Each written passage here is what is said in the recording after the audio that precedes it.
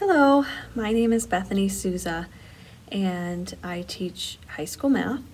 I teach Algebra 1, Algebra 2, Geometry, and Statistics. And I've been a teacher here at Pvca for 6 years.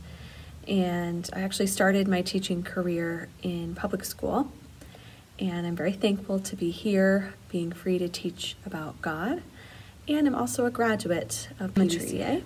Okay, geometry is one of my favorite classes to teach. It's a very applicable math and a real life math, and you can kind of see it in the real world.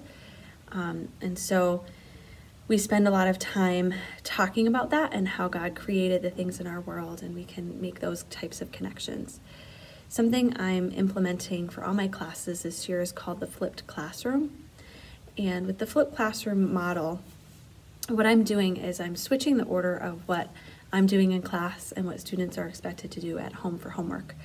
Typically in class I'll teach a lesson and then assign some problems for students to do for homework, and what often happens is they struggle with how to do those problems at home, and they either ask a parent or they look on the internet and they're just confused. And so what I'm doing is instead I'm going to assign video lessons for homework, and they may need to take some notes or do a couple problems on their own, but then in class is where we're going to work on the problem sets. So what you would typically see for homework is going to be done in class.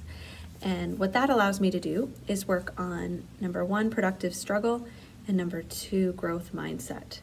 So those are two really important things that I want my students to work on. I want them to learn how to struggle with material a little bit and grapple with it, and that's how we become good problem solvers, is not always finding the easy answer right away, not just being told what to do, but kind of working through that yourself and owning your learning.